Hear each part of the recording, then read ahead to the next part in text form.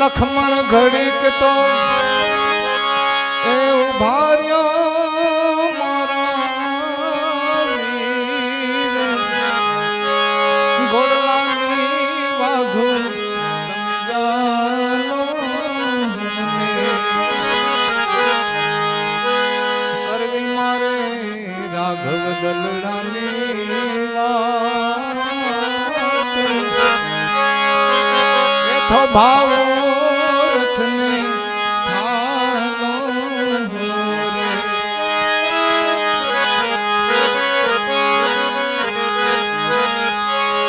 કે લખમણ ઘડીક તો ભાર્યો મારા વીર ઘોડલાની વાઘુ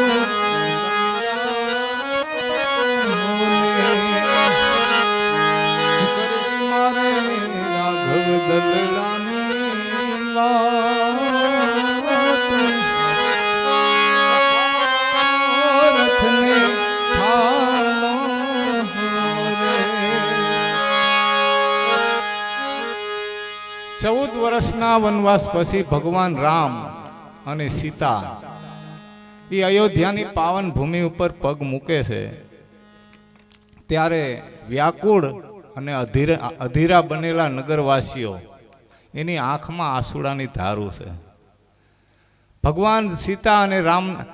ભગવાન રામ અને સીતાના પગમાં આળોટવા માંડે છે કે જેમ મૃતક શરીરની અંદર પ્રાણ આવ્યા હોય આટલો ભાવ. અને અબીલ ગલાલ નગારા શરણાયું ઢોલના નાદ વાગે છે અને અતિ ઉત્સાહ છે અયોધ્યાની ભૂમિ ઉપર. અને માણસ એટલા ભાવ વિભોર બન્યા છે કે અમારા સીતારામ આવ્યા, મારો રામ રાજા બનશે અને અમારી સીતા મહારાણી બનશે. આનો એને અતિ ઉત્સાહ. ધીરે ધીરે ઉત્સાહ ઓછો થઈ અને પોતપોતાના ઘરે બધા જતા રહ્યા અને ભગવાન પોતાના મહેલે પોગે છે અને ગુપ્તચરને બોલાવે છે. ગુપ્તચરને બોલાવીને એમ કહે છે કે આગામી દિવસોમાં મારે રાજગાદી સંભાળવાની છે, તો નગરવાસીઓનું મારી ઉપર શું મંતવ્ય છે, શું વિચાર છે, તમે જેને જાણી આવો. ગુપ્તચર હેરાન થઈ ગયો.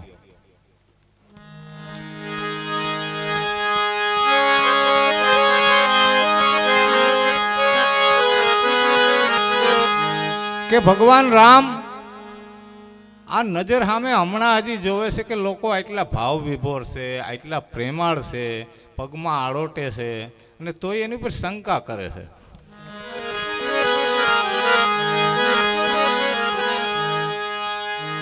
એટલે ગુપ્તચરને ગમતું નથી પણ ભગવાન રામનો આદેશ માની અને નગરમાં જાય છે.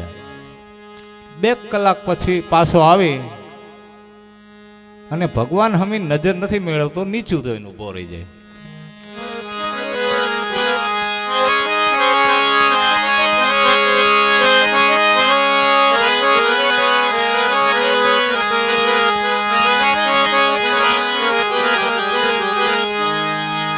એટલે ભગવાન કહે છે બોલો શું વાત છે. ગુપ્તચર કઈ જવાબ નથી આપી શકતો. કે પ્રભુ મારું મંતવ્ય, મારો વિચાર ખોટો પડ્યો. એ કે શું છે?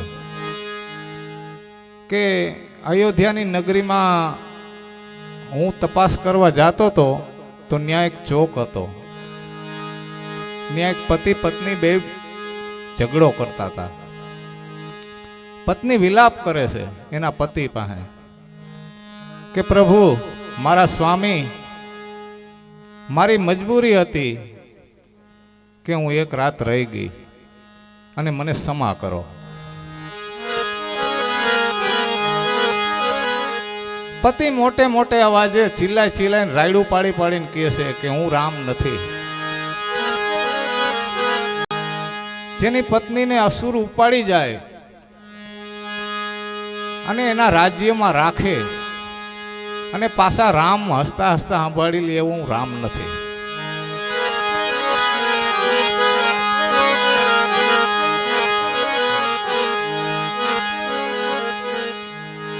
ગુપ્તચર કે મને આશ્ચર્ય થયું કે કાલ પગમાં આળોટતા હતા.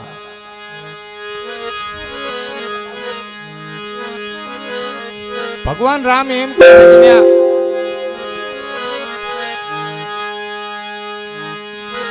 ભગવાન રામ કહે છે કે ત્યાં પતિ પત્ની જ હતા કે બીજા કોઈ હતા?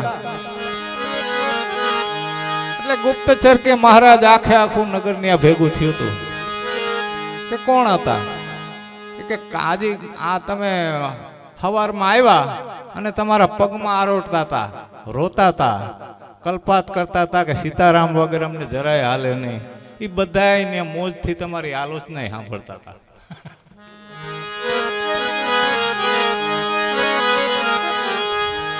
ભગવાન રામ ગુપ્તચર ને કે તું જા. ગુપ્તચર વયો ગયો અને ભગવાન પોતાના શયન ખંડમાં આવે છે જ્યાં ભગવતી સીતા મોજૂદ છે.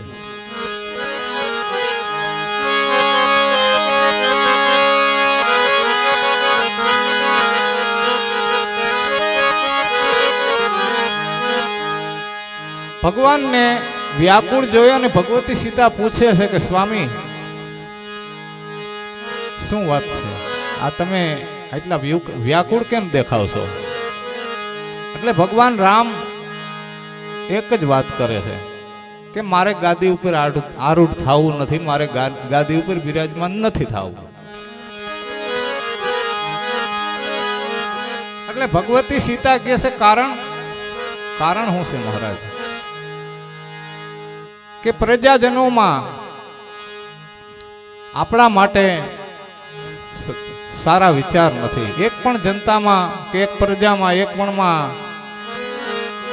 સારો વિચાર ના હોય ત્યાં સુધી હું રાજગાદી ઉપર કઈ રીતે બેસી શકું? તો કે શું વાત છે? પછી એને ગુપ્તચરની બધી વાત કરે છે કે આમ ને નામ બન્યું. એટલે ભગવતી સીતા કે એક કલંક છે એક જ વ્યક્તિ પાસે છે, પણ આજે તમે જો ગાદીએ નહીં બેહો તો હજારો કલંક ઊભા થાય. કાલ સમાજ એમ કહે છે કે એક પત્ની માટે આખા સમાજને નોધારા છોડી ભગવાન પત્નીની પાછળ વયા ગયા. એ મોટું કલંક લાગશે. આ ભક્ત આ ભગવતી સીતાજીનો એનો વિચાર છે, એનો સુઝાવ છે. એટલે રામ કે તો પણ મારે શું કરવાનું? એટલે ભગવતી સીતા એને સલાહ આપે છે કે તમે મારો ત્યાગ કરો. આજે બધા પોતપોતાની વિચારધારા પ્રમાણે એમ કે રામે ત્યાગ કર્યો, રામે ત્યાગ કર્યો, રામે ત્યાગ કર્યો, પણ ભગવતી સીતા એમ કહે છે કે તમે મારો ત્યાગ કરો. તા તો ભગવાનને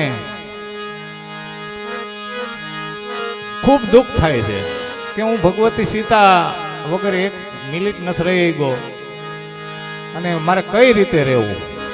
કે પ્રભુ તમે આ કરશો ત્યારે જ આદર્શ રાજાની સ્થાપના થાય, બાકી કલંક ધોવાવાનું નથી. એટલે પછી ભગવાન રામ સીતાજીના વિચાર એટલે સહમત થઈ અને આ નિર્ણય લે છે અને લક્ષ્મણને હુકમ કરે છે. તે સીતાજી કહે છે કોઈ બીજા કોઈને દોષ નથી આપતી, રામને દોષ નથી આપતી, કોઈને દોષ નથી આપતા અને સમાજને થોડુંક ટોન મારે છે કે લક્ષ્મણ દુનિયાએ એ દીધા છે અમને દુઃખ, પાછા વન માવડાવ્યા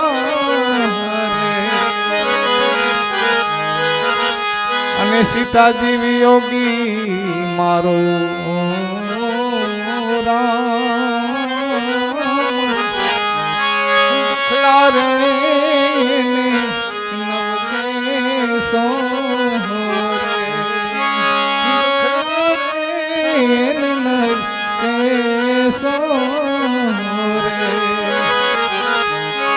લખમણ ઘડીક તો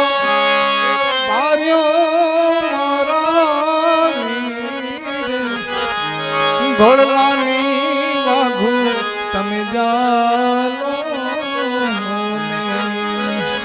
એટલે સમાજના પ્રમાણપત્ર ઉપર બહુ નિર્ભર ના રહેવાય. તમને હારાય કહે ને ખરાબે કહે ને બધુંય કહે, પણ આપણે શું કરવાનું છે એ આપણે જોવાનું છે.